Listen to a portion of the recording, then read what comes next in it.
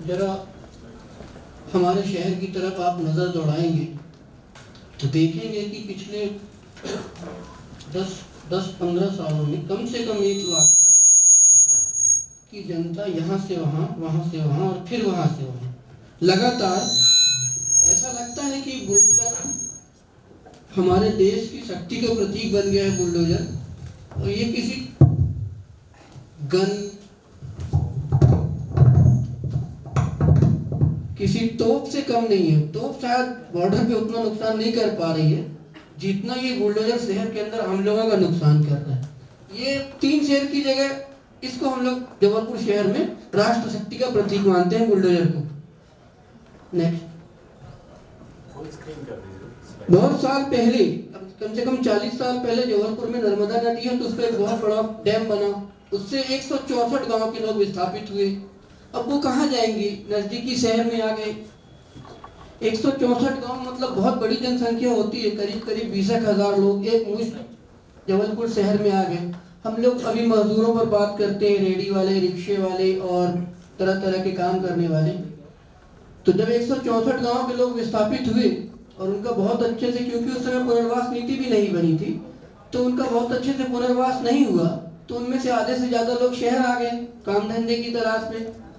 मूलतः लोग शहर काम के लिए आते हैं, रोजी रोटी की तलाश में आते हैं। वो आकर बस गए। जैसे ही वो बसे तो आवास की समस्या शुरू होती है और साथ ही साथ समझिए कि मजदूरी की दर भी नीचे गिर जाती है, क्योंकि मजदूर ज्यादा से ज्यादा शहर में आ गए तो मजदूर मिलना कम हो गई, मजदूरी की दर घट गई। नेक्स्ट, अब देखिए कि 2010 से जो जबलपुर शहर में तांडव मचा हुआ है, पिछले 10 सालों का रिकॉर्ड देखिए। 10 साल में जो विस्थापन हुए, शहरी विस्थापन। नेक्स्ट, इसके पीछे वाला। हाँ, 2010 में एक सीवर प्लांट बनाया जाता है कि शहर भर का कचरा उठाएंगे और लाके यहाँ पर उसको फिल्टर करेंगे, उससे ऊर्जा उत्पन्न करेंगे। वो बनाने के लिए बस्ती, जो गांव बसा हुआ था, उसको तोड़ा गया। कुछ 300 परिवार वहां से हटाए गए, जिनमें 1500 लोग प्रभावित हुए। उसी के बाजू में मानवताल नाम की बस्ती थी, 1000 परिवार हटाए गए और वहां पर आज ISBT बना हुआ है, अंतरराज्यीय बस स्टैंड बनाने के लिए स्थापन हुआ। बैक कीजिए।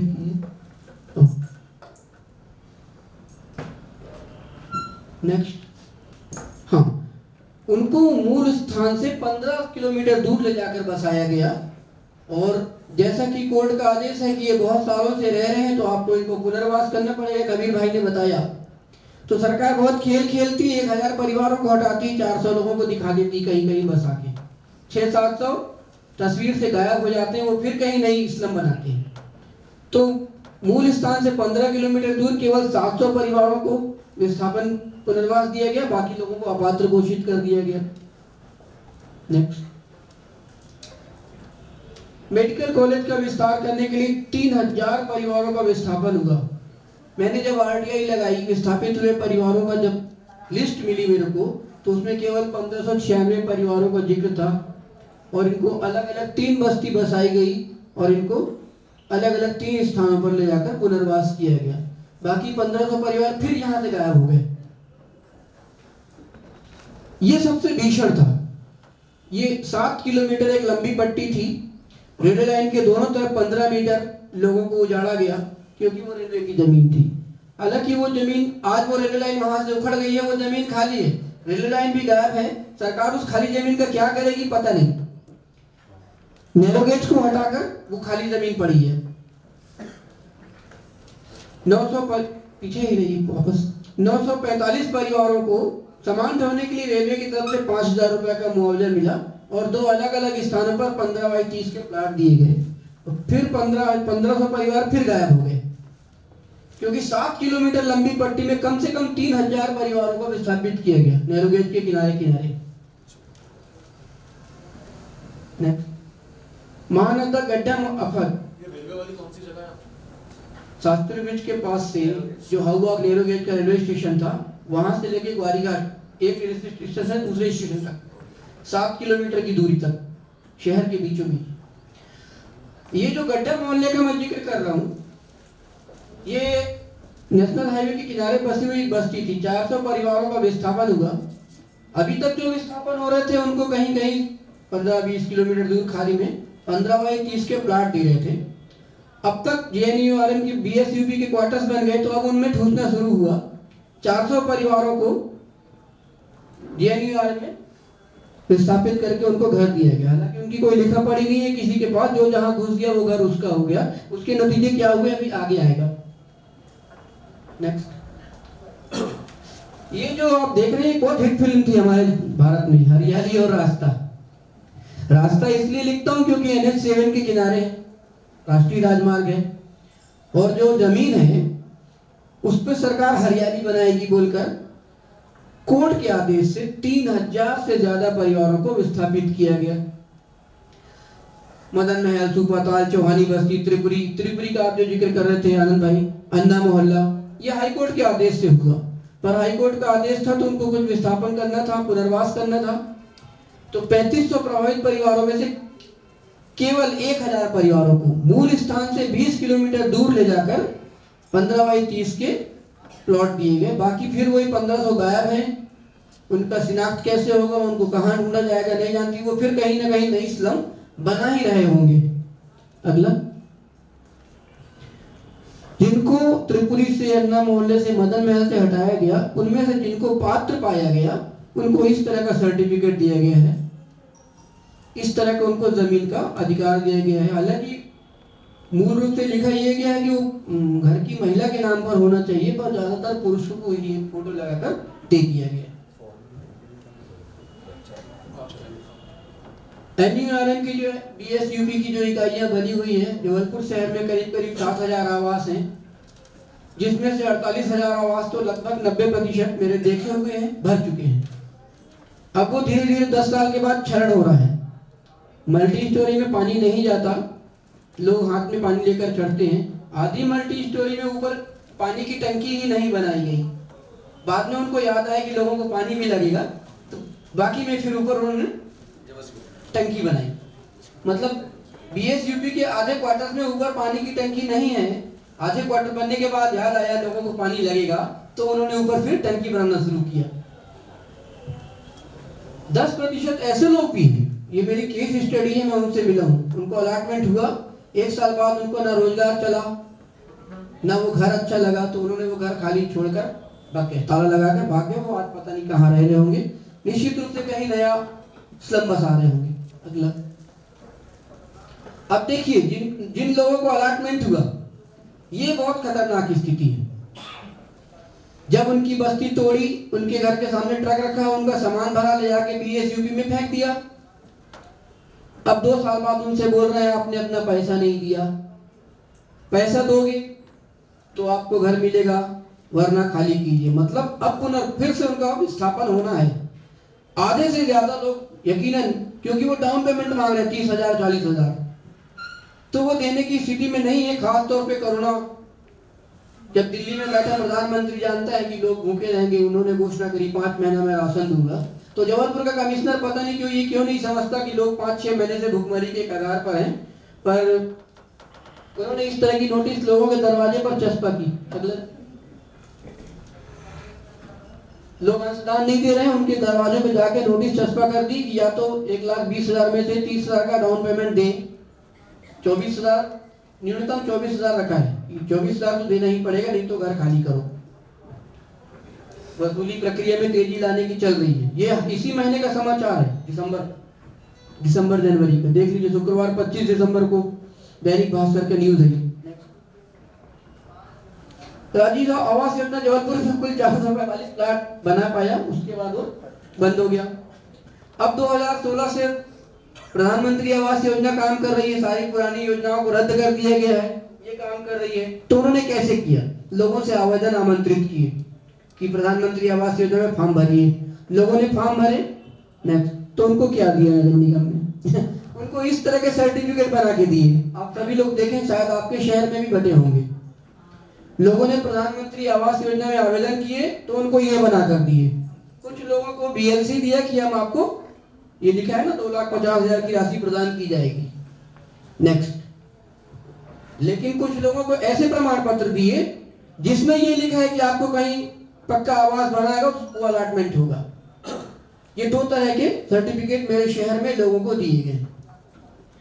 ये उनका सपना है जो कि उन्होंने लोगों को दिखाया है कि इस तरह के घर बनाएंगे, ये कीमत होंगी, ये इन जगहों पर बनाया जाएगा। जबलपुर में 4 स्थानों पर बनाए जा रहे हैं। उसकी आरटीआई लगाकर हमने सबकी निकाली हुई है, डीपीआर बना के निकाली है।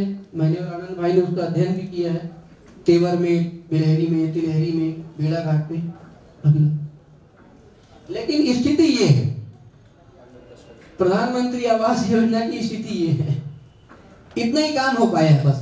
ये मेरी खींची हुई तस्वीर है, 19 दिसंबर को मैं गया था तो ये खींच कर लाया था। अभी केवल इतना काम हुआ है, जबकि ये अभी तक पूरी हो जाना चाहिए। नेक्स्ट ये देखिए, इसकी अवधि पूरी होने की अवधि 1/8/2019 थी, 2018 में शुरू हुई थी। 156 करोड़ का प्रोजेक्ट है।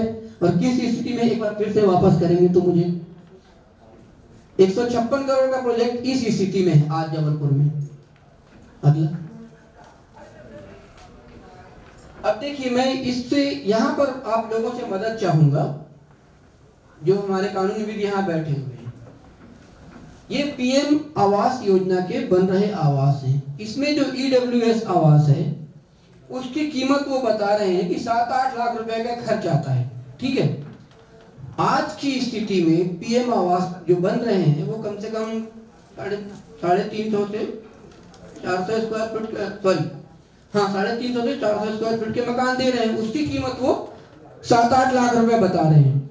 तो 2012 में बने हुए 25 स्क्वायर फुट का जो मकान है बीएसयूपी का, उसकी क्या कीमत होगी?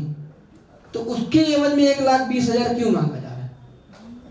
ये 7-8 लाख का है तो क्या वो 10 लाख का मकान है? क्योंकि बीएसयूपी की जो गाइडलाइन है उसमें लिखा हुआ है हितग्राही 10% देगा। कोई भी साथी चाहे तो देख सकता है, 10 से 12% देना है। तो उसमें 1,20,000 क्यों मांग रहे हैं? क्या वो 10 लाख का है? क्या 25 स्क्वायर फीट का जवाहरलाल नेहरू मिशन की बनी हुई इसकी कीमत 8 लाख है, तो उसकी 10 लाख क्यों मांगी जा रही है? इसमें आप लोग अगर साथी मदद करें कि उस बनी हुई 25 स्क्वायर फीट का जो भी उसका माप है, उस बनी हुई बिल्डिंग का वैल्यूएशन कौन करेगा? उसकी मूल्य निर्धारित कैसे कर दिया जाता है कि 1,20,000 आपको देना है, इसकी कीमत इतनी है, 12% आपका बना? क्या ऐसा कोई कानूनी दाव पेच में आप लोग मदद कर सकते हैं क्या कि उसका मूल्य निर्धारण कोई सिविल इंजीनियर करे और सही हितग्राही को सही कीमत जो है वो देना पड़े, उससे लूट ना हो? और हम दया याचिका भी कर सकते हैं ना कि अभी पिछले 8 महीने भूखमरी की हालत से गुजरे हैं, हमारा काम बंद है, तो क्यों एक डाउन पेमेंट बड़ी राशि क्यों मांगी जा रही है? वहाँ बहुत सारे ऐसे लोग हैं जो किस्तों पर दे सकते हैं, लेकिन एक बड़ी डाउन पेमेंट देने की स्थिति में तो कोई भी नहीं है। ये कुछ लोग वो जो सर्टिफिकेट हमने आपको दिखाए उसको लेके सरकार से लगातार मिल रहे हैं, बात कर रहे हैं। मैं भी कई बार उनके साथ गया हूँ, पर झुनझुना के अलावा वो कुछ नहीं देते, कुछ वादे कर देते हैं। और ये मेरा डर है, और जबलपुर शहर के बहुत सारे लोगों को इस डरा रखा है, बहुत सारे लोगों की दरबदर होने की संभावना है। इससे हम कैसे बच सकते हैं, इसको कैसे रोक सकते हैं, या अगर नहीं बचा पाए तो इनको बहुत अच्छा पुनर्वास कैसे किया जा सकता है, इसमें भी मुझे मदद की जरूरत पड़ेगी। आप लोग अगर हमारी मदद करें तो मुझे बहुत अच्छा लगेगा। और क्या सिर्फ 1 मिनट और लूंगा आपका।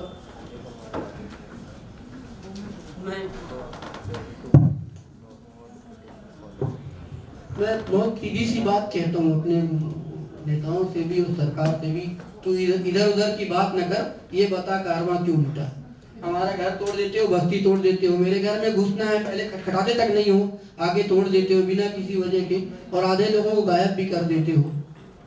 तो मेरी गुजारिश है इसमें, अगर जबलपुर में रहने वाले लोग, मैं और मेरी तरह उनके लिए काम करने वाले लोग, जो कोई थोड़ी बहुत अगर मदद मिल जाए कानूनी रूप से, क्योंकि हम लोग लड़ाई तो जानते हैं, संगठन जानते हैं, समझते हैं, कानूनी पेचीदगियां उतनी अच्छी तरह से नहीं जानते, उसी में ही मदद की जरूरत पड़ती है। उसमें आप लोगों से गुजारिश है कि मदद करें। इसी के साथ मैं अपनी बात खत्म करता हूँ, लेकिन जब ये सेशन खत्म होगा तो हम एक गीत गा के अपना सेशन खत्म करेंगे, ठीक है? धन्यवाद साथियों। अजय भाई को धन्यवाद। अजय भाई ने वैसे बहुत अच्छे तरीके से बताया है। एक प्रॉब्लम है मेजर वहाँ का, वो ये है कि जो इन्होंने लास्ट वाला स्लाइड बताया है, ये जो पहाड़ों के ऊपर जो इतने सारे बताएंगे, सब जगह का कमोबेश परेशानी है। हमें लैंड यूज की जानकारी नहीं होती है। जबलपुर में एक किस्सा है संजय नगर का एक किस्सा है। वहां पर वो पहाड़ी का कुछ हिस्सा येलो कलर का है। मास्टर प्लान के बारे में अगर कोई जानकारी रखता हो तो येलो कलर रेसिडेंशियल यूज के लिए होता है। हमने सिर्फ सिंपल सी एक बात 6 महीने पहले उनको बताई थी कि अगली बार कोई अधिकारी आके आपको झूठ बोलता है तो आप बोलना बकवास मत कर, ये पीला कलर है और ये रेसिडेंशियल है। 6 महीने बाद जब हम संजय नगर के लोगों से मिले तो उन्होंने कहा एसडीएम आई थी, उसने जैसे ग्रीन बेल्ट हमको बताया, हमने बोला देख ये पीला कलर है तो झूठ नहीं बोलना, तो वो चुपचाप चलिए, उसको समझ में नहीं आया क्या हो। तो बेसिकली लैंड यूज क्या है उसके बारे में एक थोड़ा सा शायद आने वाले टाइम में हम लोग उसके लिए कर सकते हैं। एक प्रॉपर रिहेबिलिटेशन की बात करिए, जो शायद सब जगह का मुद्दा है, इंदौर का होगा, भोपाल का होगा, तमाम जगह का होगा। एक प्रॉपर रिहेबिलिटेशन का, एनजीटी सबसे बड़ा खतरा है। एनजीटी सिर्फ एक साइड देखता है, एनजीटी दूसरे साइड नहीं देखता है। तो एनजीटी को वो एनजीटी के साथ में कैसे डील करना है वो साथ में हम लोग बैठ के बात कर सकते हैं। उसके अलावा रेलवे लैंड को लेके सारे शहर उसको झेलने वाले हैं, क्योंकि जो एक ऑर्डर आया था दिल्ली से, जिसकी वजह से दिल्ली के अंदर कितनी 40,000 48,000 50,000 मकानों को तोड़ने के आदेश दिए थे। उसी को पूरे देश के अंदर अलग अलग राज्य उसको अपनाएंगे, तो आने वाले वक्त पे उसको लेकर एक बड़ा मुद्दा है जो इनके उसमें से निकल कर आया है। दूसरा ये था कि बेसिकली जो मकान जिनमें आप हमको शिफ्ट कर रहे हो वो टूटने की कगार पे है। तो फ्यूचर में जब भी आप किसी को एक जगह शिफ्ट करते हो, रिहेबिलिटेशन आप उसका करते हो, तो वो परमानेंट रिहेबिलिटेशन होना चाहिए। ऐसा नहीं कि फ्यूचर में मल्टीपल इविक्शन फिर से हो। तो उसको शायद में ध्यान में रखते हुए शायद ये वाली बात जो इनके बीच में से निकल कर आ रही है। दूसरा ये है कि वो सब जगह, चाहे वो भूरी टेकरी हो, चाहे वो यहाँ हो, वो लोग एक जो शुरू वाला फिक्स डिपॉजिट मांगते हैं, एक अमाउंट मांगते हैं 20,000 का, 25,000 का, कहते हैं कि उसके बाद ही आपको शिफ्ट करेंगे। तो ये हमको पता होना चाहिए कि वो जो मकान बन रहे हैं वो क्रॉस सब्सिडी के तहत बन रहे हैं। हमारी ही जमीन का वो कमर्शियल यूज करेंगे और वो उससे पैसा जनरेट करेंगे, तो फिर हम हमारी तरफ से पैसा क्यों दें? शायद हमारे आई डोंट नो कि हर जगह हर हमेशा पीआईएल जरूरी है कि नहीं है, लेकिन उसको किस तरीके से हम सॉल्व कर सकते हैं कि आप हमारी जमीन का इस्तेमाल कर रहे हो, फिर हम आपको पैसा क्यों दें। दूसरा ये है कि ये जो बीएलसी कंपोनेंट इन्होंने बताया, पीएमएमवाई में 4 हिस्से होते हैं, अगर कोई जानता होगा तो सबसे बेहतर जो है उसमें वो बीएलसी है, बेनिफिशियरी लेड कंस्ट्रक्शन, जिसमें आपको एश्योरेंस मिलता है कि नियर फ्यूचर में आप नहीं हटाए जाओगे, क्योंकि आपको 2.5 लाख रुपए का अनुदान मिल रहा है, लोन नहीं मिल रहा, ग्रांट है जिसको आपको लुटाना नहीं है। तो बीएलसी को कैसे ज्यादा से ज्यादा हम प्रमोट कर पाए, क्योंकि वो शहरों में नहीं देते, अर्बन एरियाज में नहीं देते हैं। और 2 चीज का अगर ध्यान रखें, शायद हमको उसके लिए तो डेफिनेटली पीआईएल लगाना चाहिए। पट्टा एक्ट को ये कमजोर कर रहे हैं, जो हिंदुस्तान में पहली बार अर्बन एरियाज के लिए रेसिडेंशियल पर्पस के लिए दिया गया था, अर्बन एरियाज में 1984 में, उस पट्टे एक्ट की बात हमको करना चाहिए कहीं भी सॉल्यूशन को लेके। दूसरा, मध्य प्रदेश में बहुत अच्छा प्रोविजन था 15% लैंड प्रोविजन, जिसमें हर जिन लोगों को भी किसी भी पब्लिक इंटरेस्ट में, सो कॉल्ड पब्लिक इंटरेस्ट में, सो कॉल्ड डेवलपमेंट के तहत हटाना है, उनको शिफ्ट किया जाएगा और उनको प्लॉट दिया जाता था 1 रुपए से 5 रुपए स्क्वायर फीट के अंदर, उसको पूरा खत्म कर दिया गया। तो उसको कैसे जिंदा कर सकते हैं, उसको लेकर बात होना चाहिए। Thank you. अभी हाँ जी, अभी मैं एडवोकेट अरशद अली साहब जो ग्वालियर से हैं उनको बुलाना चाहूंगा।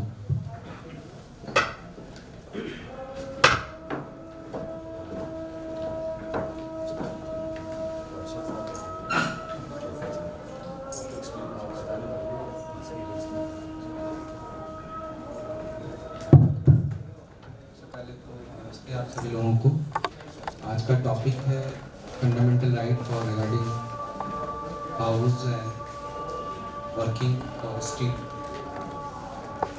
मैंने सबसे पहले तो एज ए एडवोकेट हूँ और उससे पहले मैंने खुद स्ट्रीट वर्क में काम किया हुआ। 2000 में जब मैं ग्रेजुएट हुआ तो मेरे पास काम नहीं था, तो मैंने खुद एक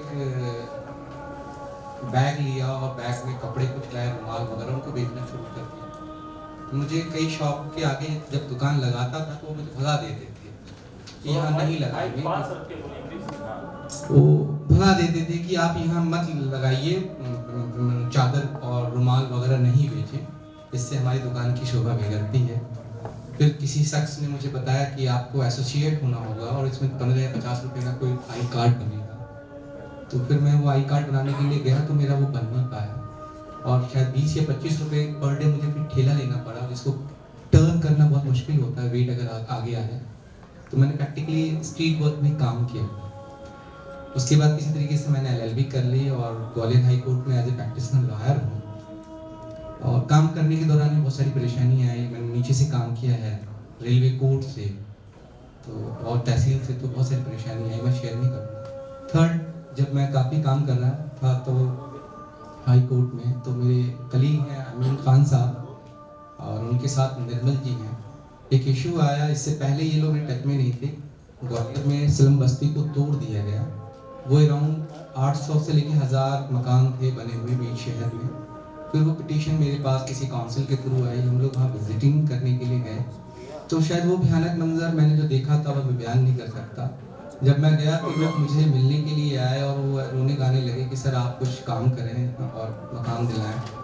तो हमने पिटीशन वगैरह लगाई हाई कोर्ट में, अल्टीमेटली उसका कोई रिजल्ट नहीं आया और वो बेचारे आज कहाँ हैं मैं बयान नहीं कर सकता। हमने कोशिश भी की लेकिन वो मिल नहीं रहे। वहाँ पे अब PMY स्कीम से कुछ कंस्ट्रक्शन हो रहे हैं गवर्नमेंट के, वो बन रहे हैं। ये तो मेरा प्रैक्टिकल एक्सपीरियंस था। उसके बाद अमीन सर से मैं जुड़ा, निर्मल जी से जुड़ा, तो नंबर ऑफ पिटीशन, चाहे वो failure of स्टलाइजेशन, bonded labour, court पे काम किया है मैंने और कोर्ट से काफ़ी कम परसेंटेज में रिलीफ मिला है। तो मैं इसका अपोजिट बताना चाहूँगा कि हमें करना क्या चाहिए।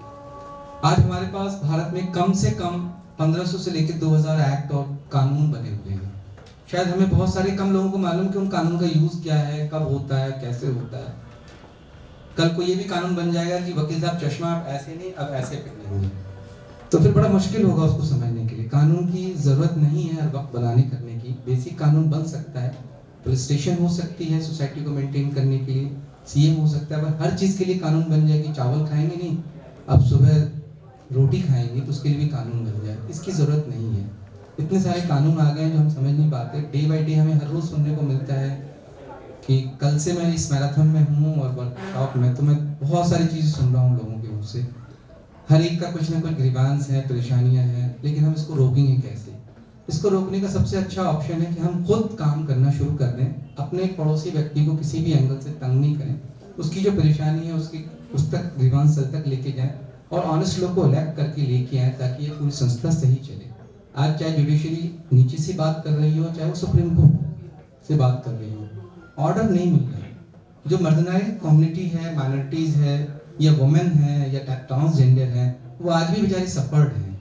उनका सॉल्यूशन कैसे होगा? सिर्फ इसलिए नहीं होगा कि हम एक एक्ट ले आएंगे पार्लियामेंट से, फिर ग्रीवांस सेल्स बना देंगे, फिर एप्लीकेशन पुट होगी, फिर लिटिगेशन होगा, उससे सॉल्यूशन हमें नहीं होगा। इन सब से बचने के लिए हमें ज़रूरत है ज़ीरो टॉलरेंस पे काम हो, ज़ीरो FIR हो, ज़ीरो प्रॉब्लम्स हो लोगों के साथ। लोग माइग्रेट भी नहीं करें, बहुत रेयर केस में माइग्रेट करें। आज जो ब्लंडर मिस्टेक देखने को मिल रहा है हमारे देश में, 1850 के बाद से अगर आप जोग्राफिकल स्टडी करें, अर्बनाइजेशन आया, लोग माइग्रेट करना शुरू कर गए शहर की तरफ और फिर वो बड़ा विकराल रूप लेता चला जा रहा है। हमें उसे रोकना होगा और जो ट्रेडिशनल काम है हम उस तरफ ध्यान देंगे और एनवायरमेंटल हाउस कंस्ट्रक्ट करना होगा। आज कंक्रीट का पूरा पहाड़ खड़ा नजर आ रहा है शहर में, उसको रोकना होगा। इस सारी चीज़ों पर हमें ध्यान देना होगा।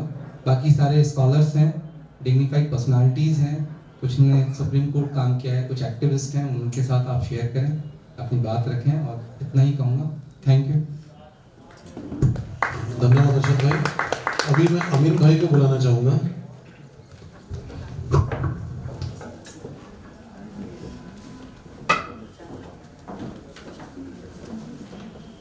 मेरा नाम आमीन है, मैं ग्वालियर में प्रैक्टिस करता हूँ, मैं लॉयर हूँ। और अभी आवास के मुद्दे पे जो बातें हुई, आनंद जी ने काफ़ी इम्पोर्टेंट चीज़ें बताई कि सरकार किस तरह से आवास के मुद्दे पे उसका क्या रुख रहता है और उसको कैसे आवास को तोड़ने होते हैं। जितने आवास शासन देता नहीं है गरीबों को, उससे ज़्यादा वो तोड़ देता है।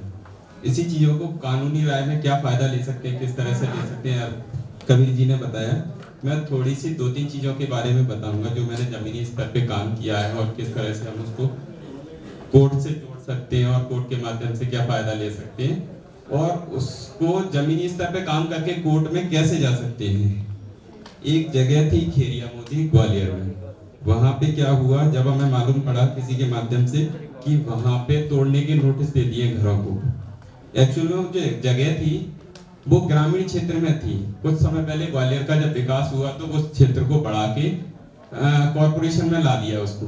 जब वो क्षेत्र नगर निगम में आ गया, ग्रामीण क्षेत्र से जो गांव थे वो नगर निगम के दायरे में आ गए, तो वहां पे क्या किया, वो विकास होने लगा उस शहर का, शहर के आसपास। तो वहां पे कलेक्टर के माध्यम से उनको तोड़ने के नोटिस दे दिए गए। जब हमने जाके जमीनी स्तर पे वहां देखा कि यहाँ क्या स्थिति है, जिसमें जहानारा जी और प्रकाश निमराय जी थे और भी काफी लोग थे, जब हमने जमीनी स्तर पे वहां पे जायजा लिया, लोगों को समझाया क्या है, उनकी चीजें समझी, उन फिर आवेदन को इकट्ठा किया, जो उनको नोटिस दिए गए उनको इकट्ठा किया और उनके आधार पे एक डिटेल आवेदन बनाया कलेक्टर के लिए कि यहाँ पे क्या स्थिति है और ये कितने समय से रह रहे हैं। वो बताना जरूरी रहता है कई बार कि अपन किसी आवेदन को अगर दे रहे हैं कलेक्टर को, तो उसमें वहां की जमीनी हकीकत बताना जरूरी है, जो कि जब वो तोड़ने के नोटिस देते हैं तो तहसीलदार और पटवारी के माध्यम से देते हैं, जो कि उनको जो जमीनी हकीकत है वो नहीं पता चलती। पटवारी कभी उनको बताता नहीं है ऊपर कि यहाँ पे क्या था, क्योंकि वो उन लोगों की आवाज को क्यों बताएगा, वहाँ की उनके अधिकारों के बारे में क्यों बताएगा शासन को, वो नहीं बताता किसी चीज के लिए। तो हमने जो आवेदन दिया उसमें डिटेल चीजें लिखी कि वो वहाँ पे लाइट की व्यवस्था है, पानी की व्यवस्था है, वहाँ पे सीवर की व्यवस्था है और वो कितने समय से वहाँ रह रहे हैं और पहले ग्राम पंचायत में आते थे, अब वो नगर निगम में आ गए। जब वो हमने आवेदन दिया और न जाके उस पर फिर फीडबैक लिया, बार बार हम वहाँ पे गए, तो अब ये स्थिति है, 1 साल से करीब उनको रोक दिया है, वहाँ पे तोड़ा नहीं गया है और वहाँ पे आगे का विकास चालू। और ना चूंकि हमने जो आवेदन दिया था वो सारी डिटेल लिखी थी और ना वो प्लानिंग पूरी थी कि अगर ये फिर से नोटिस दिए और हमें लगेगा कि ये तोड़ेंगे तो हम कोर्ट में जाएंगे। तो एक्चुअल क्या है, जब जो पढ़ने वाले बैठे रहते हैं, उस आवेदन पे कार्रवाई करने वाले बैठे रहते हैं, तो वो आवेदन देख के भी समझ जाते हैं कि किसी ने अगर आवेदन दिया है, पब्लिक ने दिया है या किसी के माध्यम से दिलवाया है, तो वो कहाँ तक जा सकते हैं और उसकी स्थिति क्या है। तो उन्होंने फिर से मुआयना करवाया और ना उस रियल स्थिति जान के और उनको नहीं तोड़ा और अब वहां पे और भी आगे का विकास होने लगा है, तो वो रुक गए हैं। एक चीज, दूसरी चीज, एक जगह है फूटी कॉलोनी, वहां पे करीब 1000 घर थे, 1000 घरों में से 70 घर का तोड़ने का नोटिस दिया। क्योंकि नोटिस इसलिए दिया कि कोई व्यक्ति चला गया कोर्ट में, PIL लगा दी कि वो जो घर बने हुए हैं हाईवेज के किनारे हैं और वहां हाईवे के बगल से एक नाला जा रहा है और वो नाले के किनारे बने हुए हैं सारे घर, 70 घर, उसमें 70, जबकि वो करीब 1000 घर की बस्ती थी और उसमें से 70 घर तोड़ने के लिए उन्होंने कहा कि ये गलत जगह पे बने हुए हैं। कोर्ट ने शासन को आदेश कर दिया कि इनका वेरिफिकेशन किया जाए, यहाँ पे जांच की जाए और अगर वो वाकई में शासकीय भूमि पे और ना वो नाले के किनारे हैं तो उनको तोड़ दिया जाए और ये कह के केस डिस्पोज कर दिया। वो PIL थी। उसके बाद 2 साल बाद फिर उन्हीं लोगों ने एक फिर से कोर्ट ऑफ कंटेम्प्ट किसी एडवोकेट के माध्यम से लगवाया कि ये ऐसे ऐसे ऑर्डर हुआ है और इसकी अभी कार्रवाई नहीं की गई है DM के माध्यम से। तो कोर्ट ने फिर उसमें संज्ञान लिया और फिर से उसमें जांच मंगवाई उसमें, तो फिर कलेक्टर ने लिख के दे दिया कि ठीक है हम इस पर कार्रवाई करते हैं। और वहां पे प्रशासन ने क्या किया, जाके सारा मुआयना करके और ना सर्वे करके करीब 600 घरों को तोड़ दिया। 1000 घरों में से 600 घर तोड़ दिए और उसमें कोर्ट में रिपोर्ट, कंप्लायंस रिपोर्ट पेश की कि हमने करीब 400 घर तोड़ दिए, जबकि 70 घर के लिए केस था। 400 घर तोड़ दिए, ये कहते हुए कि मौके पे 400 घर पाए गए उस नाले के पास, हमने 400 घर तोड़ दिए। तो जब कंटेम्प्ट थी उस समय कोई काउंसिल अपेयर हुए उन लोगों की तरफ से, ये कहते हुए कि ये हमारे घर हैं, हम इतने समय से रह रहे हैं, तो इंटरवीनर एप्लीकेशन जो उनका था वो खारिज कर दिया। ये कहते हुए कि आप तो पार्टी नहीं थे, ना ही डब्ल्यूपी में पार्टी थे, आप कैसे इसमें आ सकते हैं? जिन लोगों के घर तोड़े जा रहे हैं वो उस केस में नहीं आ सकते हैं। ये कोर्ट ने कह दिया, अगर आपको कुछ करना है तो आप फ्रेश केस लगाइए। और इसी के बाद दूसरे दिन जैसे सरकार को ये मौका मिलता है तो वो तो तोड़ चुकी थी सारी चीजों को, और उसकी कोई आवाज नहीं सुनी गई। तो फिर से एक PIL फाइल की, जिसमें निर्मल जी ने भी आके वहां फैक्ट फाइंडिंग की, और हम भी गए जमीनी स्तर पे सारी चीजें देखी, और ना हमने एक PIL फाइल करी, ये कहते हुए कि उनको जो तोड़े गए हैं घर, वो काफी समय से रह रहे थे, जो कि पहले PIL में बताई नहीं गई कि वो कितने समय से 20-20 साल से, 25-25 साल से, 30-30 साल से वहां रह रहे हैं, और उनके घर तोड़ दिए गए। तो कोर्ट एक्चुअल क्या, जिस जजेस ने फैसला किया था उसमें कि ये घर तोड़े जाएं या शासकीय भूमि है, वो क्यों चाहेंगे कि दोबारा से कुछ हो? तो नेगेटिव व्यू देखते हुए हमने किसी तरह से उस केस को बढ़वा लिया। नेक्स्ट टाइम में जब केस लगा तो फिर से वो केस डिस्पोज कर दिया गया, डिसमिस कर दिया गया। फिर हमने अभी कुछ समय पहले ही उसको रिस्टोर करा लिया है, क्योंकि वो जजेस ट्रांसफर हो गए। तो ऐसी स्थिति में क्या होता है, कई बार अगर जमीनी स्तर पे देखा जाए तो सही से अगर कार्रवाई की जाए, बशर्ते अगर कोई बस्ती है और उनको तोड़ने से पहले अपन पहुंच जाते हैं और उनको अच्छे से देख लेते हैं, अच्छे से डॉक्यूमेंटली कार्रवाई कर लेते हैं, तो उनको बचा सकते हैं। अगर वो एक बार टूट गई तो फिर बहुत मुश्किल होता है उनको बसा पाना, उनकी आवाज की व्यवस्था कर पाना। तो यही मेरी थोड़ी सी एक्सपीरियंस थे, और हम किस तरह से कोर्ट में जा सकते हैं, क्या कर सकते हैं, ये थोड़ा सा मैंने बताया। ठीक। और अखबारों की सुर्खियां बन रही है कि लंबी कतारें लग रही है, लंबी लाइनें लग रही है। वेंडर्स, बैंकिंग से कोई कम्युनिकेशन है नहीं, कोऑर्डिनेशन है नहीं, योजना बना दी और डाल दी पोर्टल पे, और निगम के कर्मचारी लग गए वसूली करने, 50 रुपए दो, 100 रुपए दो, कार्ड बनाओ, और अब 10-10 हजार रुपए के लिए वो भटक रहे हैं, परेशान हो रहे हैं। तो जब इम्प्लीमेंटेशन हम बात करते हैं, योजना बनाते हैं, तो उसको लेके कुछ चीजें होना चाहिए जो आ नहीं पाती है। It's not a matter of my concern, but मैं देख रहा हूँ चूंकि वेंडर से बात हुई तो मुझे लगा कि यहाँ बात करना चाहिए। Thank you. ये बताया गया कि जब पुनर्वास किया जाता है तो कई सारे लोगों को पुनर्वास से वंचित रखा जाता है। 1000 लोगों की बस्ती है तो 100-150 को वंचित करना, कई जगह ज्यादा भी। ये भी बताया गया कि एक तरीका है कि जहाँ पे बस्तियां हैं उस इलाके को आप ये बता दो, नया मास्टर प्लान बनाओ कि ये ग्रीन बेल्ट है साहब, यहाँ पे तो जंगल है, आप यहाँ से हटिए, आपको यहाँ नहीं होना, ठीक है। और इसमें हमें ये बताया गया कि रेलवे लाइन चौड़ी की जा रही है इसलिए हटाया जा रहा है, सड़कें चौड़ी की जा रही है इसलिए हटाया जा रहा है, रोड बन रही है, नाले के ऊपर है आप, इसलिए हटाया जा रहा है। तो बहुत सारी ऐसी परेशानियां हुई। ऐसा भी हुआ कि पुनर्वास तो कर रहे हैं लेकिन आपको 1.5 लाख रुपए देने जो आपके पास नहीं है देने के लिए, तो पुनर्वास नहीं किया जा रहा। तो अगर आप एक पैटर्न ढूंढेंगे तो इसमें क्या हो रहा है कि डेवलपमेंट के नाम पे, डेवलपमेंट और पर्यावरण के नाम पे बस्तियां तोड़ी जा रही हैं, वेंडर्स को हटाया जा रहा है। और ये हमेशा से होता रहा है कि पर्यावरण जब आप सुधारते हैं, पर्यावरण गंदा कौन करता है, प्रदूषण कौन फैला रहा है। अंतरराष्ट्रीय स्तर पर अगर आप देखेंगे तो अमेरिका, लंदन, पश्चिमी देश, उन्होंने 200-300 साल तक प्रदूषण मचाया, और अब वो अंतरराष्ट्रीय स्तर पे इंडिया और चाइना जैसे देशों से कहते हैं कि भाई अपना प्रदूषण कम करो, आप ये फैक्ट्री मत लगाओ। तो हम क्या जवाब देते हैं वहाँ पे कि साहब आपने 200 साल से जो प्रदूषण किया है आपका प्रदूषण है ना, आपने तो डेवलपमेंट कर लिया अपना, और अब आप हमसे कह रहे हो कि हम कम करें, हम ये ना करें, हम वो ना करें। आप देखो क्या क्या कर रहे थे। आज की डेट में भी अगर आपका एक नागरिक 100 यूनिट कार्बन डाइऑक्साइड बनाता है तो हमारा एक नागरिक 2 या 3 यूनिट बनाता है, ठीक है। तो ये अंतरराष्ट्रीय स्तर पे हमारा ये तर्क वितर्क है। यही तर्क वितर्क राष्ट्रीय स्तर पे नहीं करते हैं, ठीक है। अगर राष्ट्रीय स्तर पे इंदौर में मध्यम वर्गीय व्यक्ति 100 यूनिट कार्बन डाइऑक्साइड बना रहा है तो मजदूर जो बस्ती में रह रहा है वो 2 या 3 ही बना रहा होगा उसके मुकाबले। लेकिन सबसे ज्यादा मार किस पे पड़ती है, पर्यावरण की हमारे ऊपर। प्रदूषण तुम करते हो, गाड़ी चलाते हो, तुम्हारे घर में फ्रिज है, रेफ्रिजरेटर है, वॉशिंग मशीन है, बड़ा टीवी है, माइक्रोवेव है, तो तुम अपने ऊपर तो लिमिट करोगे नहीं, ठीक है, लेकिन हमें हटाओगे, हमारा घर तोड़ के जंगल बने, ठीक है।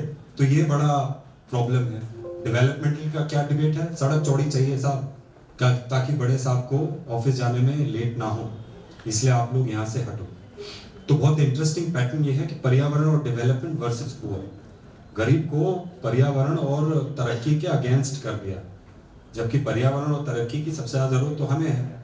गर्मी ज़्यादा है, सर्दी कम है, तो वो हम ही भुगतते हैं। आपके घर तो एसी है, हीटर, ठीक है। तो बड़ा इंटरेस्टिंग डेवलपमेंट। ये जो आखिरी सेशन है इसमें 10 मिनट के अंदर हम आपको सिर्फ ये बता देंगे कि भाई कोर्ट का क्या माजरा है, कैसे हम कोर्ट्स को अप्रोच करें। तो इसमें ये वाला खोलिए आप, पेटिशन PET, बहुत सरल है ये, ठीक है। हमारे देश में जो कानून है वो काफ़ी ज़्यादा सरल है, बहुत कॉम्प्लिकेटेड नहीं है। लेकिन अगर आप सब लोगों को कानून आसानी से समझ आ जाएगा तो मुझे नौकरी नहीं मिलेगी। आप सब लोग केस फाइल कर पाएंगे तो फिर मैं क्या करूँगा, ठीक है। लेकिन ज़रूरत है हम सब समझें। अब पहली बात है, हम कोर्ट पे क्या करते हैं, अगर हमारे किसी भी फंडामेंटल राइट का वायलेशन होता है तो हमें सीधा हाई कोर्ट जाना होता है। मैजिस्ट्रेट्स आपके पास नहीं जा सकते, सेशन कोर्ट नहीं जा सकते, ट्रायल कोर्ट नहीं जा सकते, सीधा हाई कोर्ट या सुप्रीम कोर्ट। सुप्रीम कोर्ट में आप जाएंगे तो सुप्रीम कोर्ट का ये रवैया होता है कि पहले हाई कोर्ट जाओ, ठीक है। तो इसलिए पहले हाई कोर्ट जाना है। हाई कोर्ट में क्या करना है, हमें पिटिशन का नाम आपने सुना होगा। पिटिशन क्या होती है? पिटिशन एक चिट्ठी होती है जो आप कोर्ट को लिखते हैं। अंग्रेजी भाषा में वो चिट्ठी जो आप किसी बड़े आदमी को लिख रहे हैं, राजा को लिख रहे हैं, बड़े अधिकारी को लिख रहे हैं, जिसमें आप कुछ डिमांड कर रहे हैं, उस चिट्ठी को पिटिशन कहते हैं, ठीक है। अलग अलग हाई कोर्ट में आप जो चिट्ठी लिखते हैं, पिटिशन डालते हैं, उनका अलग अलग फॉर्मेट होता है। फॉर्मेट क्या होता है कि यहाँ 2 लाइन छोड़ो, इसे बोल्ड करो, इसे छोटा लिखो, इसे बड़ा लिखो। ये कोई ऐसी बात नहीं जिसमें बहुत ज़्यादा दिमाग चाहिए समझने की, ठीक है। तो ये जो फॉर्मेट आप देख रहे हैं, ये दिल्ली हाई कोर्ट का है। इंदौर का, ग्वालियर का शायद थोड़ा अलग हो, लेकिन अलग वो कैसे होगा कि इसे बोल्ड मत करो, अंडरलाइन मत करो, इसे कर दो, इसे छोड़ दो, पेज इतना बड़ा होना चाहिए, इतना छोटा होना चाहिए, कुछ भी ऐसा नहीं जो आप पढ़ के समझ नहीं सकते। अब आप इसे स्लोली चलाते जाएंगे, ठीक है। तो ये पिटिशन है, इसमें रुकिए। पहला आप देख रहे हैं कि किस किस के पीछे केस हो रहा है। इंडेक्स एकदम सब सेल्फ एक्सप्लेनेटरी है। देखिए इंडेक्स में इसके अंदर आप क्या क्या डॉक्यूमेंट लगा रहे हैं, इंडेक्स दिखाइए। रुकिए, ये है नोटिस ऑफ मोशन, जिसमें आप ये बोल रहे हैं कि भाई हम पिटिशन फाइल कर रहे हैं, सरकार देख लो, ये लग सकती है कल परसों या उसके बाद। अर्जेंट एप्लीकेशन आप कोर्ट से बोल रहे हैं कि जल्दी लगाइए इसे, ये लगानी जरूरी होती है, ये नहीं लगाएंगे तो 2 साल बाद आएगा केस। कोर्ट फीस, एक प्लेन कागज पे कोर्ट फीस चिपका दी। मेमो ऑफ पार्टी, कौन कौन किस किस के पीछे है ये लड़ाई, कौन कौन से अधिकारी हैं, कौन कौन से अफसर हैं, कौन कौन सी डेट्स हैं, किस डेट पे क्या हुआ, इस तारीख को ये हुआ। ये आपका मेन पत्र है, ठीक है, जिसमें आप सारी बातें लिख रहे हैं कि ऐसा हो गया, ऐसा हो गया, ऐसा हो गया, और हमें ये दे दीजिए और वो दे दीजिए। इसके साथ एक एफिडेविट है। एफिडेविट मतलब हलफनामा। जो पिटिशन फाइल कर रहा है वो ये कह रहा है कि मैं गीता कुरान को साक्षी मानते हुए ये कहता हूँ कि जो मैं कह रहा हूँ वो सच कह रहा हूँ, जैसा फिल्मों में देखा है। उसके बाद ये क्या है, एनेक्जर, जो भी आपको अपनी पिटिशन के साथ लगाना है, कोई रिपोर्ट, कोई कागज, कोई स्टेटमेंट, कोई न्यूज़पेपर क्लिपिंग, सब एनेक्जर्स की तरह लगा सकते हैं, ठीक है। आगे बढ़िए, ये सारे एनेक्जर्स हैं। आखिर में रुकिए, लास्ट में दिखाइए, ये एकदम सेल्फ एक्सप्लेनेटरी है, देख के ही समझ आ जाएगा, बोलने की कमी कम है। रुकिए, इसमें क्या क्या एनेक्जर्स हमने लगा रखे हैं। डॉक्यूमेंट्री एविडेंस कि मैं यहाँ इतने समय से रह रहा हूँ, ये मेरा घर है। आगे बढ़िए, चलिए आगे बढ़िए, लास्ट में दिखाइए।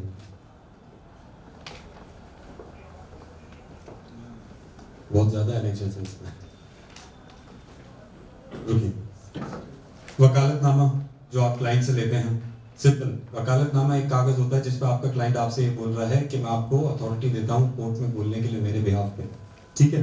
तो ये हो गया, लास्ट में आपने साइन कर दिए। आगे बढ़िए, नोटिस ऑफ मोशन के साथ केस लगा हुआ है परसों तरसों, सरकारी वकील साहब को बोल रहे हैं। आगे, हाँ अर्जेंट एप्लीकेशन आ गया। ये अर्जेंट एप्लीकेशन के साथ जल्दी लगाइए वरना 1 साल बाद लगेगा मामला। ये कोर्ट फीस वाला दिखाइए, ये हमने खाली छोड़ दिया है, इसमें जो कोर्ट फीस होती है वो चिपकाते हैं टिकट, ठीक है। आगे कोर्ट फीस बहुत कम होती है, 500, 1000, 1500, 2000 ऐसी होती है, इससे भी कम होती है, 50, 100, ठीक है। जो जैसे कॉलेज सर बता रहे थे, मेमो पार्टीज किस किस के बीच है, ठीक है। तो ये सारे हैं पिटिशनर, ये सारे हमारे साथी जो बस्ती में रहते थे जिनके घर तोड़ दिए गए। ये दिल्ली का केस है, 4 घर थे जो सरकार ने तोड़ दिए थे, ठीक है।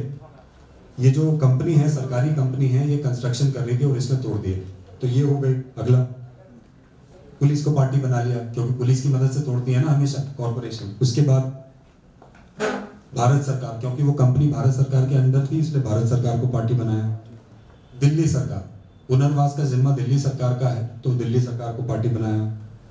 ये एक डिपार्टमेंट है दिल्ली सरकार का जो सारा रिहेबिलिटेशन करता है। तो ये क्या है, जो जो इंटरेस्टेड पार्टी है उन्हें बना दिया। आगे ये लिस्ट ऑफ डेट, ये सिंपल है। इस साल में वो यहाँ रहने लगे, इस साल में ये हो गया, 2017 में जमीन किसी और को दे दी, 2018 में हमें धमकी दी, 19 में हमें धमकी दी, कोशिश करी घर तोड़ने की, 2020 में तोड़ दिया। हम ऐसे गए, हमने उन्हें ये चिट्ठी दी, उन्होंने ये जवाब दिया। कहानी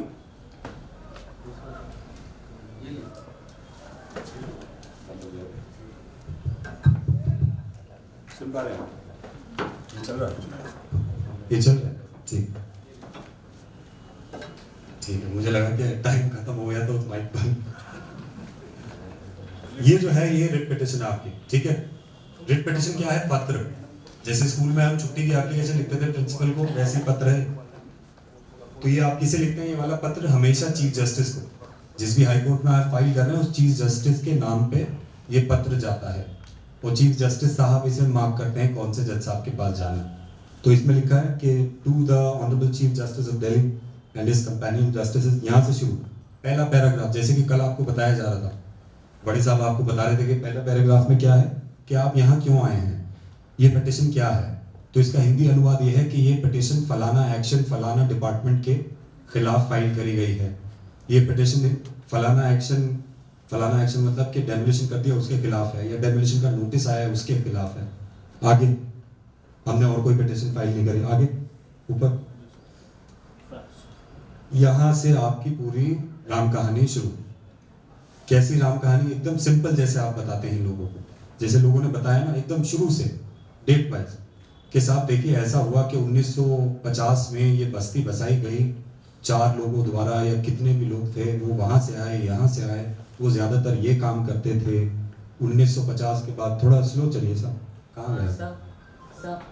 सब फैक्ट्स और लिस्ट ऑफ डेट्स में क्या डिफरेंस? हाँ, लिस्ट ऑफ डेट्स जो होती है वो एकदम स्निपेट होती है, उसमें आप टेबल फॉर्म में लिखते हैं, ठीक है। इस डेट ये हुआ, इस डेट ये हुआ, उसमें कभी भी ये नहीं लिखते हैं आप क्यों हुआ, कैसे हुआ, क्यों हुआ। फैक्ट्स जो होते हैं उसमें वही चीज आप लिख रहे हैं, थोड़ी ज्यादा डिटेल, ठीक है, बजाय टेबल बनाने के आप डिटेल ये हुआ, ये हुआ। तो ये सारे फैक्ट्स चल रहे हैं, ठीक है। अब इसे स्लोली करेंगे फजल साहब। जैसे जैसे आप फैक्ट मेंशन कर रहे हैं, तो फैक्ट में अगर आप ऐसे लिख रहे हैं कि भाई फलाना चिट्ठी लिखी गई, फलाना डिपार्टमेंट ने, हमने ये जवाब फाइल किया, उन्होंने हमें जवाब नहीं दिया, उस चिट्ठी की अगर आपके पास कॉपी है तो यहाँ लिख दीजिए, ठीक है। एनेक्जर हो गया आपका। आगे अब ये सारी राम कहानी चल रही है। अब हमने क्या किया है, यहाँ पे पिटिशन के अंदर ही एक छोटा सा टेबल दे दिया है। आपके जो पुनर्वास का अधिकार है उसको किस बात पे निर्भर करता है कि आप कितने समय से वहां रह रहे हैं, ठीक है। हमारे देश में ऐसा नहीं होना चाहिए, अगर कोई कल से भी रह रहा है तो आप उसका भी पुनर्वास कर दो ना। आवास का अधिकार अगर फंडामेंटल राइट है तो सबको मिलना चाहिए। उसमें ये क्या है कि कोई कल आया था, कोई परसों आया था, तो उसे पहले, ठीक है, तो सबको दे दो। लेकिन हमारे देश में पॉलिसीज ये हैं 2 चीजों से, एक तो कट ऑफ डेट होती है हर राज्य में, दिल्ली में 2015 है, ठीक है, कि जो कट ऑफ डेट से पहले आया है उसका पुनर्वास होगा। तो दिल्ली में 2015 है, 2015 से पहले आप आए हैं तो होगा, बाद आए हैं तो नहीं होगा, ठीक है। और दूसरी शर्त यह है कि आपको दिल्ली में आपके पास और कोई संपत्ति नहीं होनी चाहिए, जो मेरे ख्याल से ठीक है। अगर आपके पास 4 मकान पहले ही हैं तो आपको फिर एक और नहीं मिलना चाहिए ना, या आपके पास एक भी मकान है। तो जो कट ऑफ डेट होती है वो हर राज्य की अलग अलग होती है। तो कट ऑफ डेट को साबित करने के लिए आपको ये बताना पड़ेगा कि आप कितने सालों से यहाँ रह रहे हैं। वो कैसे साबित करेंगे आप? डॉक्यूमेंट्स, पत्राचार से, कि मेरे पास ये वोटर आइडेंटिटी कार्ड है, आधार कार्ड है, ये है, वो है, इनकम टैक्स, ये चिट्ठी आई थी मुझे सरकार से, देखिए 2005 की, इसमें मेरा नाम है, मेरा एड्रेस है। तो हमने उसका ये टेबल बना दिया कि आधार कार्ड ये वो, और उसमें लिख दिया कि वो कितनी डेट्स हैं। अब इनके आधार कार्ड का डेट नहीं होती आधार कार्ड पे, लंबे वाले आधार कार्ड पे होती, तो इसलिए एनए लिखा है, ठीक है। आगे तो ये आप देखेंगे धीरे धीरे कि सारे डॉक्यूमेंट हैं यहाँ पे, चलते रहो। ये मेरे पास ये है, बर्थ सर्टिफिकेट है मेरे बच्चे का, स्कूल का एडमिशन स्लिप है, जिससे मैं साबित कर रहा हूँ कि मैं 30 साल से 40 साल से यहाँ रह रहा हूँ, ठीक है। चलिए चलो आगे, फिर क्या हुआ, कब मेरा डेमोलिशन हुआ, आगे हमने ये लेटर लिखा और दूसरे डिपार्टमेंट ने दूसरे डिपार्टमेंट को ये लेटर लिखा, सब कहानी चल रही है। ठीक है, आगे आगे आगे, ऐसे हो गया वैसे हो गया, रुकिए। ग्राउंड्स, ये देख रहे हैं आप, ग्राउंड्स। तो हमारे देश में जो कानून व्यवस्था है उसे हम कहते हैं adversarial system of law. Adversarial system of law का मतलब ये होता है कि जज साहब, ये मानना पड़ेगा आपको कि जज साहब को कानून नहीं मालूम, ठीक है, थोड़ा सुनने में विचित्र लगे, तो आपको बताना है कि कानून क्या है। अपनी पिटिशन में आपको ये बताना है कि सरकार ने जो किया या जो नहीं किया, डेमोलिशन किया या पुनर्वास नहीं किया, वो क्यों गलत है। ठीक है, तो उसे आप इस ग्राउंड्स में बनाएंगे। आपने अभी तक तो कहानी बताई, इसमें आपने कोई इल्जाम नहीं लगाया किसी पे, समझ रहे हैं आप सिर्फ कहानी लिख रहे हैं, ये हुआ ये हुआ ये हुआ, उन्होंने ये कर दिया। अब आपको ये बोलना है कि उन्होंने ये क्यों नहीं करना चाहिए था उन्हें, या उन्हें ये क्यों करना चाहिए था। ठीक है, क्योंकि जज साहब को कुछ नहीं मालूम, आप जो बोलेंगे वो सुने। ठीक है, प्रैक्टिस में उन्हें मालूम होता है, सब पता होता है, लेकिन आपको बताना है। तो यहाँ से आपके ग्राउंड्स, रुकिए, पहले फर्स्ट एंड फॉरमोस्ट, सबसे पहले इसका हिंदी अनुवाद ये है कि सबसे पहली बात तो ये है, जज साहब के आवाज़ का अधिकार एक फंडामेंटल राइट है और हमारा आवाज़ का अधिकार हमसे लिया नहीं जा सकता। तो सुप्रीम कोर्ट ने ये सारी जजमेंट दी हैं जिसमें आवाज़ का अधिकार है। आगे, और ये जजमेंट का जो रेलेवेंट पार्ट होगा उसे आप कोट कर देंगे कि देखिए इस जजमेंट में ये बोला, इस जजमेंट में ये बोला, इस वाली जजमेंट में ये बोला सुप्रीम कोर्ट ने। आगे आगे चलते जाइए,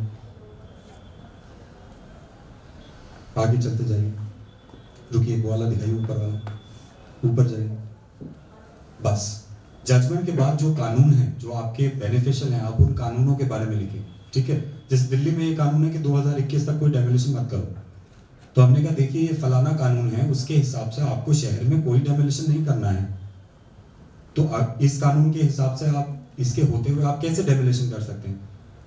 जब संसद में, या आपके जो राज्य की संसद है उसे लेजिस्लेटिव असेंबली को क्या कहते हैं, विधानसभा ने ये कानून पास किया है, तो सरकार इस कानून की उल्लंघना कैसे कर सकती है। आप फर्क समझते हैं ना संसद और सरकार में, पार्लियामेंट एंड गवर्नमेंट।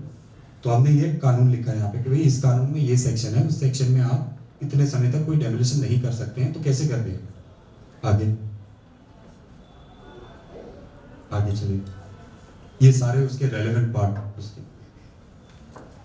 रुकिए, थोड़ा ऊपर जाइए, दूसरे पॉलिसी ऊपर ऊपर चलते जाइए, चलते जाइए, चलते जाइए, ऊपर ऊपर ऊपर ऊपर, कहाँ से शुरू हुई, यहाँ, ये हो गया, आ गया, सब चलिए। अच्छा, इसमें हमने वो पॉलिसी दे दी जो पुनर्वास की पॉलिसी है दिल्ली में, उसका नाम ये है, 2015 की पॉलिसी है। आपके शहर में कोई दूसरी पॉलिसी होगी पुनर्वास की, उसका पता लगाइए, अगर पॉलिसी है तो इसमें लिख दीजिए। लेकिन सरकार आपको ये बोल देगी कोर्ट में, वो तो दिल्ली में पॉलिसी है, हमारे यहाँ पॉलिसी नहीं है, तो हम नहीं देंगे पुनर्वास। तो इसका क्या जवाब देंगे, कोई बता सकता है। अगर ये बोलते सरकार कोर्ट में जाके के साथ,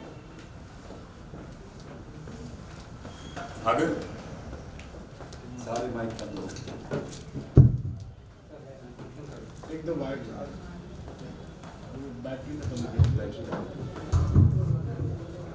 हाँ, तो सवाल ये है कि अगर सरकार ये बोल दे कोर्ट में कि हमारे राज्य में पॉलिसी नहीं है, कानून नहीं है पुनर्वास, तो इसका क्या जवाब होगा। कोई जल्दी से हाथ खड़ा करके बता सकता है क्या। कोर्ट डायरेक्शन दे उनको पॉलिसी। आनंद जी का जवाब काउंट नहीं होगा। कोई और जवाब दे सकता है। तो जो इन्होंने बोला वो ठीक बात है। अगर सरकार ये बोलेगी कोर्ट में कि हमारे पास तो कानून नहीं है, तो जवाब है हमारी तरफ से, नहीं है तो बनाओ। क्योंकि पहली बार भी तो कोई कानून नहीं था ना, जब पहला केस फाइल किया गया था ओल्गा पैलेस का सुप्रीम कोर्ट में जाके, तब कोई कानून नहीं था ना, तो नहीं है तो बनाओ, ठीक है। और जब कोर्ट ने बोल दिया ये हमारा फंडामेंटल राइट है, तो इस बात का फर्क नहीं पड़ता आपके पास कानून है या नहीं, आप इनका रिहेबिलिटेशन करिए। आप कानून बनाना चाहे तो बना लो, नहीं तो ये तो करना ही पड़ेगा, ठीक है। तो हमारे यहाँ पॉलिसी है तो हमने कोर्ट कर दी। हाँ, फटाक से हमने पूरा कर दिया। ऊपर चलिए। हाँ, तो ये सारे जो पॉलिसी वगैरह हैं, प्रोटोकॉल हैं, ये सब कोट कर दिया। आप चलते जाइए, एकदम प्रेयर पे ले जाइए। प्रेयर दिखाइए। ये सब कुछ हमने लिख दिया कि भाई जो आपने किया या जो आपने नहीं किया वो आपको क्यों नहीं करना चाहिए था या क्यों करना चाहिए था। प्रेयर्स में हम डिमांड कर रहे हैं कि भाई क्या चाहिए। कोर्ट आपसे पूछ रहा है क्यों आए हो यहाँ पे, ठीक है, सारी बात सुन ली, क्या चाहिए, ये चाहिए। सबसे पहला मतलब ये क्योंकि 4 बस्तियां थी तो हमने इस केस में ये बोला कि आप इन 4 बस्तियों को इस दूसरी बस्ती का हिस्सा गिनिए, क्योंकि केवल 4 बस्तियों का पुनर्वास नहीं है, 4 घरों का पुनर्वास नहीं, कम से कम 25 घर होने चाहिए एक बस्ती में अगर आपको दिल्ली में पुनर्वास चाहिए, ठीक है। दूसरी कि आप पुलिस कंप्लेंट रजिस्टर करवाइए जिन्होंने हमारा घर तोड़ा बिना नोटिस बिना किसी उसके और हमारी मार पिटाई करी। आगे अच्छा, ये पिटिशन जो है ना ये परफेक्ट नहीं है, ठीक है। तो इसमें अक्सर प्रेयर ये होती है कि नंबर 1 स्टे दीजिए सबसे पहले, कि सरकार को बोलिए कि हमारे यहाँ डेमोलिशन ना करें, डेमोलिशन शुरू कर दिया तो एकदम रोकिए। दूसरा, अगर डेमोलिशन कर चुके हैं तो हमें उस जमीन पे से मत हटाइए, ये जरूरी है। कोर्ट पूछेगा क्यों, डेमोलिशन हो गया, अब क्या है, क्यों स्टे मांग रहे हो। लेकिन उसकी परेशानी ये होती है अगर आपने अपने क्लाइंट्स के लिए स्टे नहीं लिया, अपने साथियों के लिए, तो वो रहेंगे कहाँ, उन्हें तो वापस गांव जाना पड़ेगा ना, फिर आप उनसे कैसे इंस्ट्रक्शंस लेंगे। और एक बार वो ज़मीन खाली हो गई फिर सरकार आपका पुनर्वास करने में इंटरेस्टेड नहीं है। ज़मीन खाली हो गई ना, उन्हें तो ज़मीन खाली चाहिए कि उसके बाद वो टाइम पे टाइम लेते जाएंगे, ठीक है। तीसरी प्रेयर ये होती है, पहली डेमोलिशन मत कीजिए, दूसरा कर दिया तो ज़मीन से मत हटाइए, तीसरा पुनर्वास कीजिए, तुरंत सर्वे कीजिए और सर्वे में जो एलिजिबल है उसका पुनर्वास कीजिए, ठीक है। चौथा कॉम्पेंसेशन, कि आपने ये जो इलीगल डेमोलिशन किया है उसके पैसे दीजिए। पांचवा, जब तक ये सब नहीं होता आप तुरंत वहां पे सुविधा प्रदान कीजिए, ठंड है तो कंबल, पानी, खाना, ठीक है। तो ये सिंपल पिटिशन थी, बस खत्म, यही है पिटिशन। सारी पिटिशन ऐसी होती हैं, आगे या पीछे 2 बातें इसमें जोड़ लीजिए, 4 बातें घटा लीजिए, ठीक है। तो इतना सिंपल होता है। अब ये तो हो गया, इतना सिंपल होता है, इतना सिंपल होता है तो सारे संविधान तुम कोर्ट से क्यों नहीं कर देते। सवाल ये उठता है ना, अगर ये इतना ही आसान है, कॉन्सेप्ट आसान है, लेकिन जब आप इसे फाइल करेंगे वो करेंगे तो सरकार के पास 400 बहाने होते हैं। ये हो रहा है साहब, वो हो रहा है साहब, और 6 महीने का टाइम चाहिए साहब, एनजीटी ने ऑर्डर दिया है, ये है वो है, रेलवे लाइन चौड़ी करनी है, ऐसा करना है, मजदूरों की जान को खतरा है, देखिए यहाँ पे आग लग चुकी है। 1000 उनके पास बहाने होंगे। ये मेरे लिए संभव नहीं है कि एक सेशन में मैं आपको हर बहाने का जवाब दे दूँ, ठीक है। लेकिन क्लासिक बहाने क्या होते हैं कि भाई पर्यावरण है साहब, ये तो जंगल की ज़मीन है इसलिए हमने खाली करानी है। तो पहला तो आप वो कर सकते हैं कि भाई ये तो जंगल की ज़मीन है ही नहीं, तुम क्या कैसे रहे हो। अगर जंगल की ज़मीन है तो आप ये कहोगे कि ये तो 60 साल से रह रहे हैं, आपने क्या सोच के इसे जंगल की ज़मीन बना दिया। तीसरा, आप ये कह सकते हैं कि चलो ठीक है जंगल की ज़मीन है तो आप हमें हटा सकते हैं, लेकिन हटाने से पहले पुनर्वास कीजिए, और सबसे नज़दीक कहाँ करेंगे, ठीक है। चौथी बात, जैसे एक मुद्दा है ना कि रेलवे लाइन चौड़ी करनी है, यही मुद्दा अजय माकन का जो मैंने आपको केस दिखाया उसमें था। तो सरकार ने क्या बोला, देखिए साहब हमें रेलवे लाइन चौड़ी करनी है, 1 लोगों को बहुत असुविधाएं होती हैं, 2 नेशनल ग्रीन ट्राइब्यूनल ने हमें ऑर्डर दिया है साफ सफाई का, 3 देखिए ये लोग रेल के किनारे रहते हैं, इनकी जान को खतरा है तो हम इनकी जान बचाना चाहते हैं इसलिए इनके घर हटा रहे हैं। कोर्ट ने एक एक चीज का जवाब एकदम सटीकता से दिया। उन्होंने कहा पहली बात, रेलवे लाइन चौड़ी करनी है और इसलिए तुम्हें हटाना है तो हटा सकते हो, हटाने से पहले पुनर्वास करो, ठीक है। दूसरा जो था, हमने इनकी जान बचानी है, तो जजमेंट में लिखा हुआ है, ये लिखा हुआ है, जज साहब ने ये लिखा है कि हमारी समझ से बाहर है कि रेलवे क्या सोच के ये समझती है कि ये रेलवे लाइन के किनारे सुरक्षित नहीं है, लेकिन रोड के ऊपर ये सुरक्षित हो। इससे ज्यादा हम कुछ नहीं कहना चाहिए, ये लिखा है जजमेंट में जज साहब ने। तीसरी बात, एनजीटी ने ऑर्डर दिया, ये दिया वो दिया, तो जज साहब ने लिखा एनजीटी ने ऑर्डर दिया है चाहे किसी ने भी ऑर्डर दिया, आप सारे ऑर्डर मानिए लेकिन आवास के अधिकार को मद्देनजर रखते हुए, ठीक है। वो जजमेंट है अजय माकन की, जिसे मैं बोल रहा था ना कि वो आवास के अधिकार को लेके गीता है, ठीक है। तो यही है बस, सारा कानून, कोर्ट, पिटिशन, आर्ग्यूमेंट यही है, इसी में जोड़ तोड़ होंगी, ठीक है। कोर्ट में आप लोग जाएंगे तो आपको बड़ा विचित्र लगेगा, जज और वकील एकदम कोडेड भाषा में बात करते हैं, 4 इशारे वहां से समझ गए, हाँ ठीक है मैडम, ठीक है, ऐसे हो गया वैसे हो, ऐसा नहीं होना चाहिए। हमने ये प्रक्रिया इतनी तकनीकी बना दी है कि आम आदमी जो इन केसों से सबसे ज्यादा अफेक्ट होता है वो नहीं समझ पाता है। वो एक अलग लड़ाई है कि आपके देश के कानून, आपके देश की कानून व्यवस्था, मतलब ऐसे कैसे है कि इनकम टैक्स सबको भरना है, लेकिन कोई एक ऐसा आदमी नहीं जो इनकम टैक्स कैसे भरना है, क्या भरना है समझ पाए। तो दूसरा है, ठीक है, लेकिन ये सारा केस कैसे फाइल करना है ऐसे है। अब हमने जब ये लोग बोल रहे थे तो 7 केस आइडेंटिफाई करे, ठीक है। अब लास्ट है प्लान ऑफ एक्शन तैयार करने के लिए, आप एक टेबल टाइप कर सकते हैं। 5 मिनट और ये सेशन खत्म, ये सबसे आखिरी, सारी बातें हो गई, भाषण हो गया। अब करेंगे क्या, आपने किसकी परेशानी हल करी, ठीक है। आप एक टेबल बना दीजिए 3 हिस्सों का, या टेबल मत बनाइए, लिखिए नंबर 1। डॉली जी ने बताया भूरी टेकरी के बारे में। भूरी टेकरी में यह है कि पुनर्वास करके जो मकान बनाए गए हैं उनकी स्थिति बड़ी जर्जर है, ठीक है। एक तो परेशानी ये है, और दूसरी परेशानी ये है कि बहुत सारे लोगों को इनएलिजिबल डिक्लेयर कर दिया, ठीक है। तो 2 मुद्दे डॉली जी ने बनाए। तो पहला PIL टाइप कर पाएंगे आप, PIL to improve living conditions at transit camps.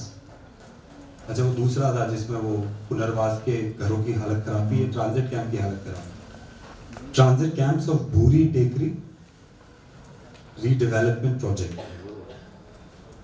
इसमें क्या था कि जब तक आपका डेवलपमेंट हो रहा है आपको ट्रांजिट कैंप में रख दिया टेम्परेरी शेल्टर में, लेकिन वहां पे हालत बहुत खराब है, पानी नहीं है, सैनिटेशन नहीं है, रिवर ओवरफ्लो कर रही है, मतलब गंदगी है बहुत।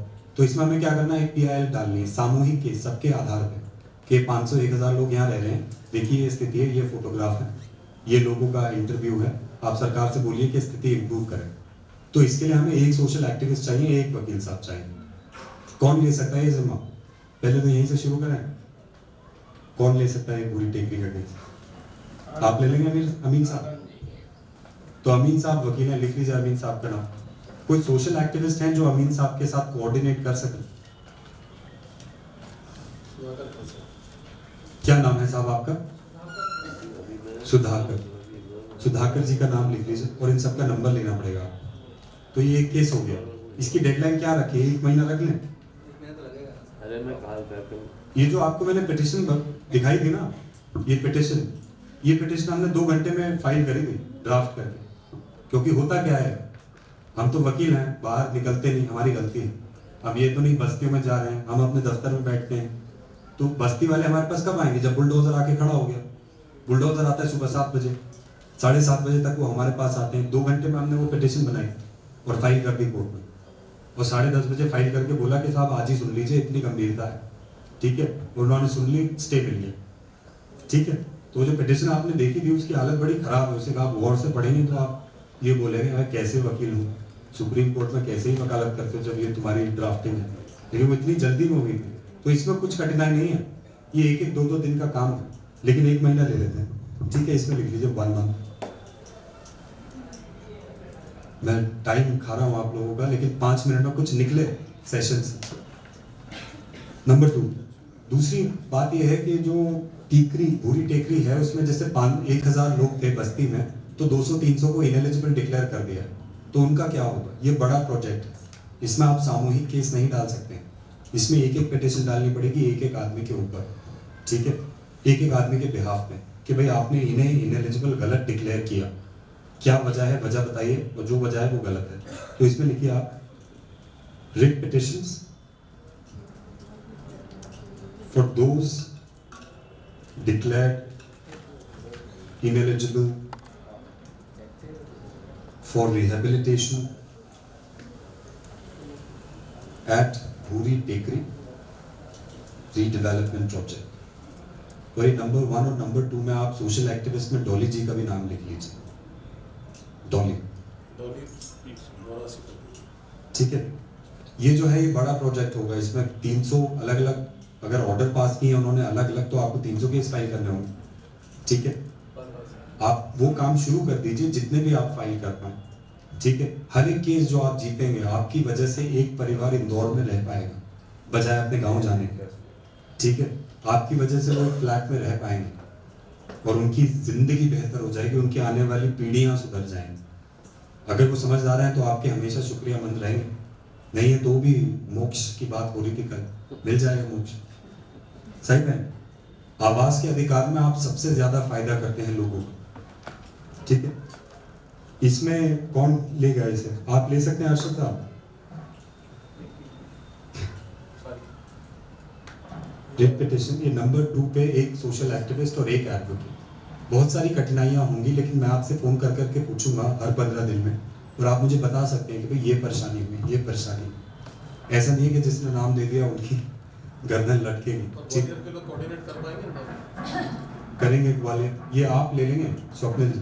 ग्वालियर से आएंगे तो कोऑर्डिनेट करना थोड़ा सा, बाकी से चलिए इसके ऊपर डिस्कस कर सकते हैं। लेकिन डिस्कस है बाद में। But you be the coordinator for now, and then we'll find out somebody.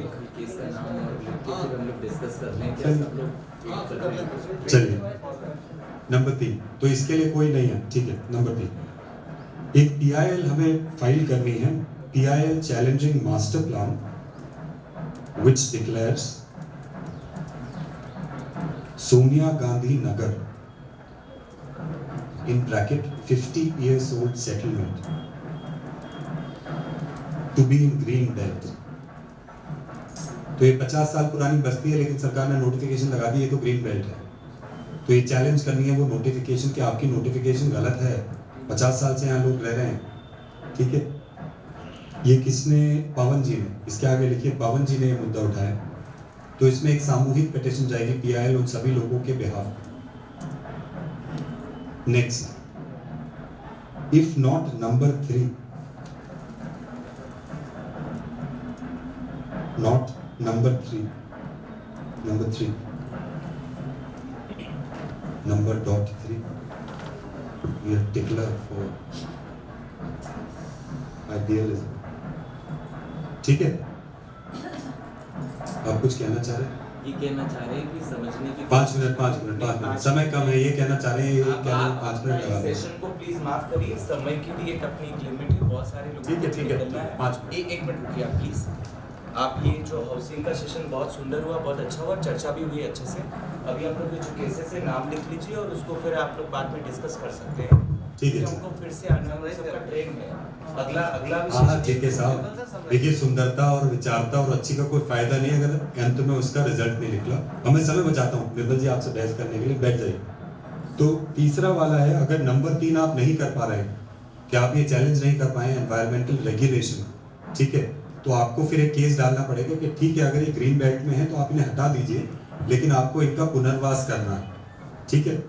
तो लिख दीजिए if not number 3 PIL for rehabilitation. हम नहीं करते, रिपीटेशन की बात बिल्कुल नहीं करते, इसलिए ये गलत ये बात करिए। ऑप्शन तो होना भी नहीं चाहिए। ये ऑप्शन नहीं रखना, डिलीट कर मतलब दीजिए, ये सब ये गवर्नमेंट वो जो है वो है बस। डिलीट कर दीजिए। ये आप अपनी ठीक है। सेशन जो कर रहे हो, इन सब से आने दीजिए। सवाल क्या है? ठीक है, हम इसमें लिख रहे हैं और जो जिसको नहीं होगा वो काट देगा। अगला number 4 PIL seeking rehabilitation of slum dwellers evicted on account of railway line broadening at Shastri Bridge, Gauri Ghat. ये बताया गया रेलवे लाइन चौड़ी हो रही है। ये किसने बताया था हमें? अजय भाई इसमें लिख लीजिए अजय वर्मा। समय कम है, समय नहीं दिया जा रहा है, मैं वरना हम सोच रहे थे कि किसी एडवोकेट को असाइन करें। तो इसमें एक सामूहिक PIL फाइल करनी होगी कि भाई रेलवे लाइन आपको चौड़ी करनी है तो करिए, लेकिन आप लोगों का पुनर्वास कीजिए, ठीक है। 5वां PIL seeking repair or refitment of resettlement colonies, PMAY resettlement colony, PMAY resettlement colony, नाम भूल गए हैं उसका, क्या था? DSU, और वो रिपेयर नहीं, उसका रेगुलर मेंटेनेंस करना। Repair stroke maintenance. तो इसमें क्या था कि भाई पुनर्वास के लिए जो मकान बना के दिए हैं उसमें पानी की टंकी नहीं है, टूट रहे हैं, जर्जर हैं। तो एक सामूहिक पिटिशन इसमें कि साहब इनकी क्वालिटी जो है, मतलब आवास का अधिकार आपको घर देना है तो इसका मतलब ये नहीं आपने टीन शेड दे दी, आपको ठीक से बना के देना। अगला PIL challenging DPR valuation. Number 6 में आप किन्होंने बोला था ये मुद्दा? पवन भाई, अजय साहब ने, अजय जी नहीं, ये मेंटेनेंस का ये आपने बोला था, अजय जी लिख लीजिए इसमें।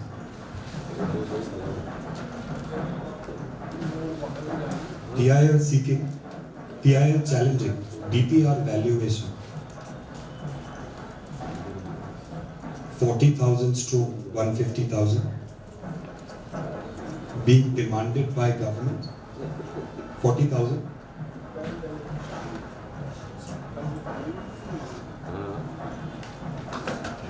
Like that.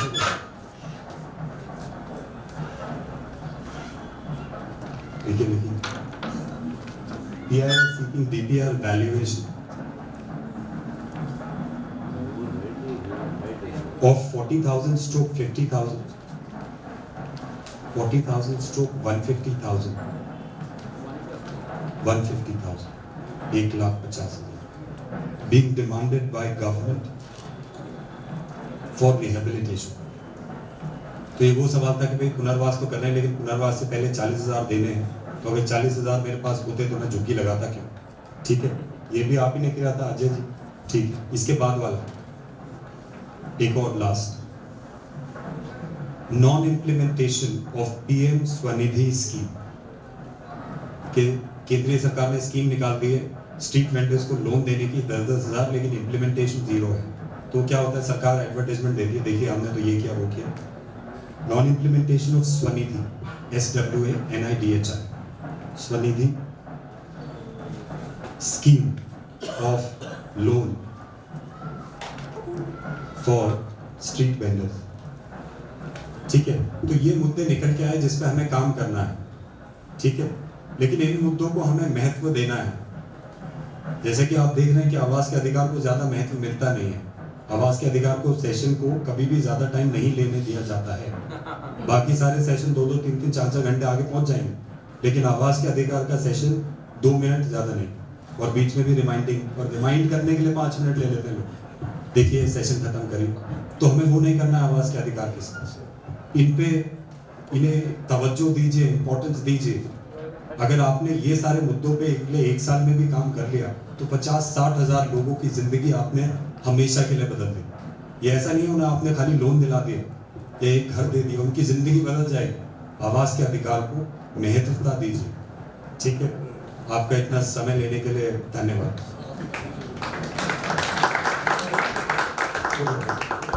धन्यवाद, धन्यवाद लेने के लिए 5 मिनट नहीं लेंगे। ये जो बाकी के आपने नोट किया है ना, इसके लिए कोई एडवोकेट चाहे तो वो कांटेक्ट करें। इसमें एक नंबर लिख देंगे आप मेरा, सॉफ्टवेयर जी, ये 30 सेकंड से ज़्यादा नहीं। धन्यवाद, क्या चुके इसमें नंबर लिख दीजिए जरा, 9911 सर आपका गीत है, ठीक है, 9911 6140 99। जो भी आवाज के मुद्दे पे काम करना चाहता है इस नंबर पे आप SMS करें।